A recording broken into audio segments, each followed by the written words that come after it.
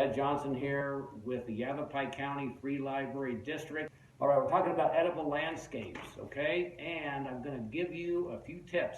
The main thing that we're going to do each time is I'm going to give you some principles, some practical applications, and then we're going to end with a specific plant. All right, are you ready?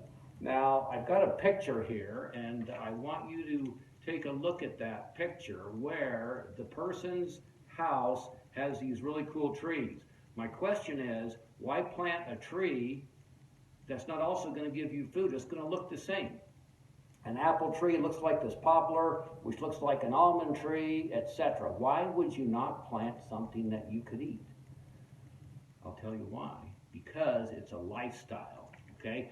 And when you plant an apricot tree and you don't eat the apricots, guess who is going to show up to eat your apricots? Things that you don't want to show up. Javelinas, squirrels, etc. So you have to understand that this is an entire lifestyle that you get immersed in. You cannot, just like, well, pick on my sister, has never gardened in her life, and now she's going to start gardening and eating these things. Well, it's going to be very difficult for her because she has not made this a lifestyle. And that's what you have to bear in mind. This is a lifestyle.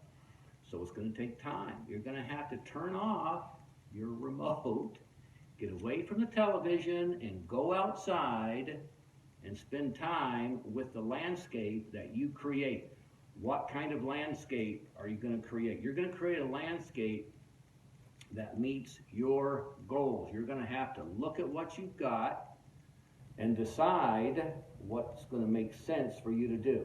You're not going to put in something that doesn't fit. For example, I've done this where I've tried to incorporate at 3,600 feet in Cortez Junction plants from the lower Sonoran Desert, jojoba.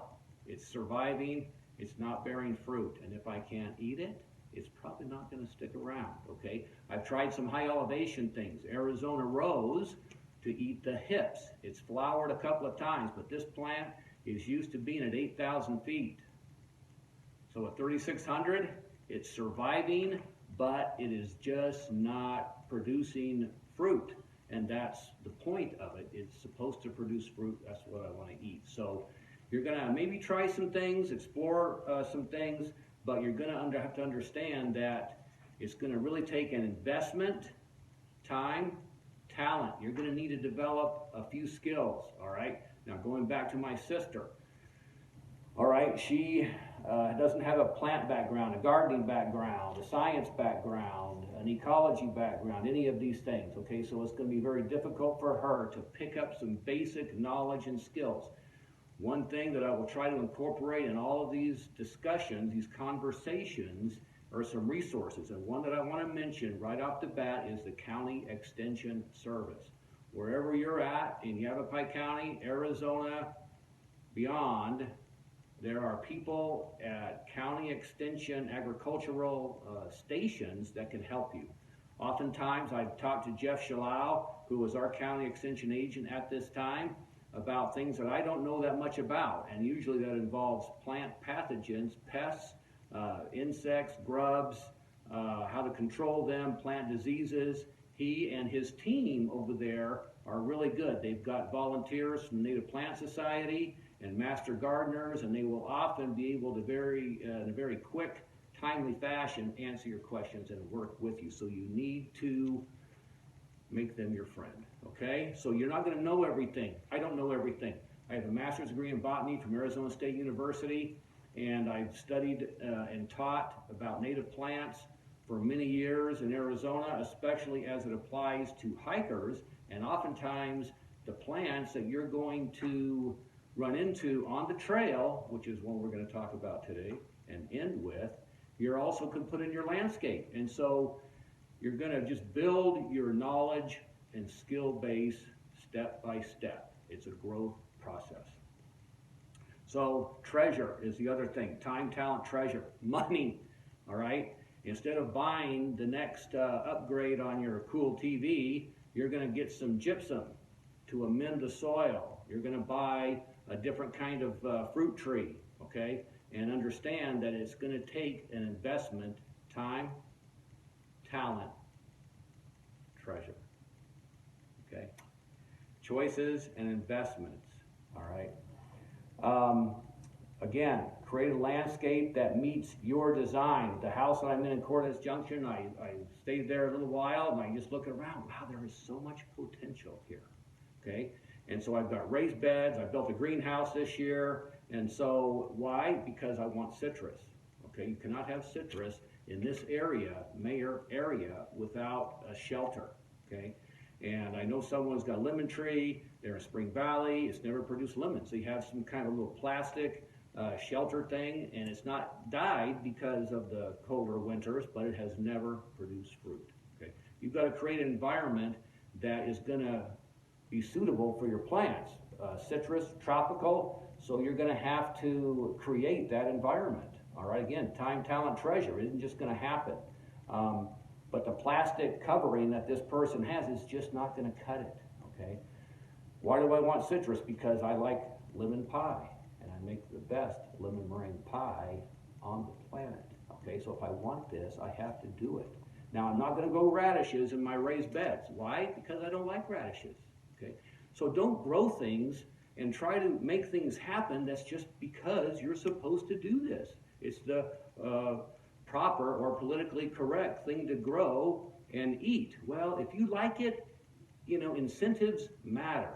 And if the incentive is for you to enjoy it, you're going to be successful at it, much more likely. Okay? All right. On this picture, you're going to see my son, teenager. Why do we have teenagers? To put them to work. Teenagers are made to work. You see my son digging, all right, chainsaw, etc. All right, he's learning skills related to creating this kind of environment.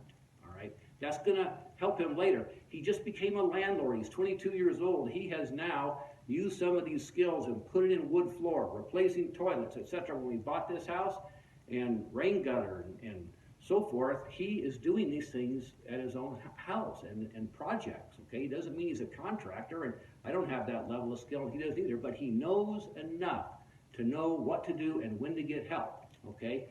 It's important that we do this as a family, as a community, with one another. That's very important and helpful, okay?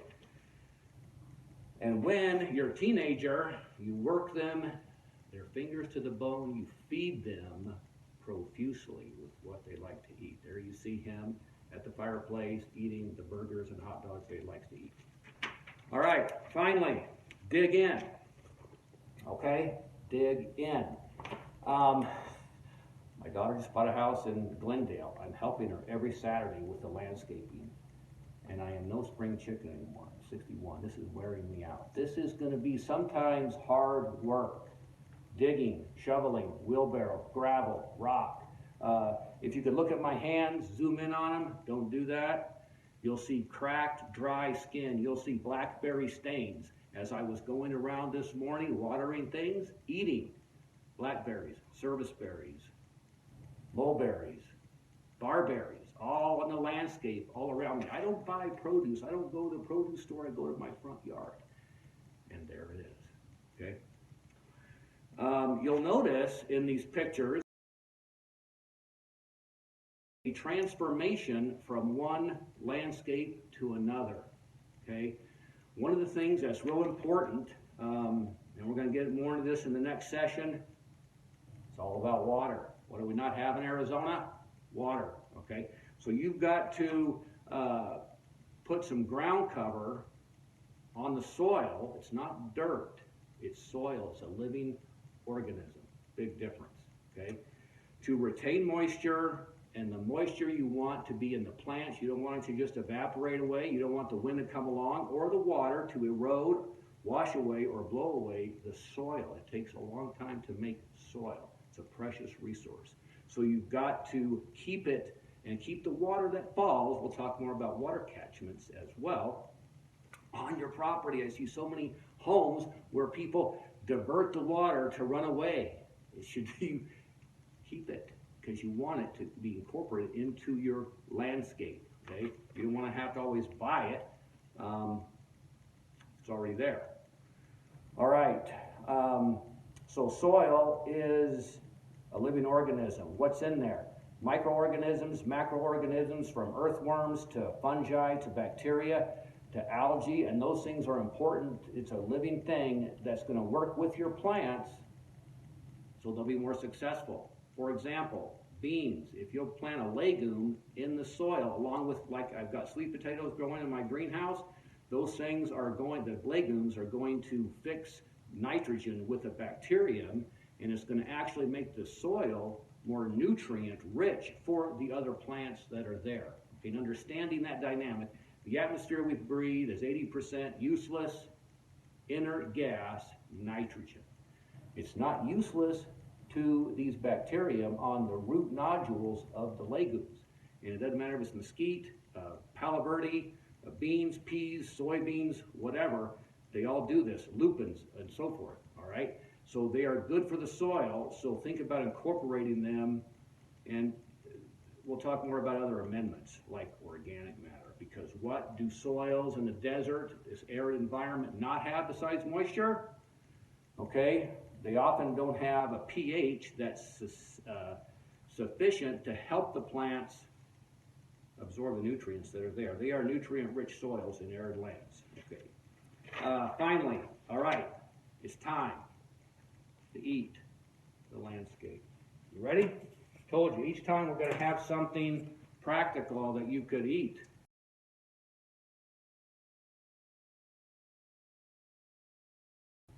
Indian paintbrush.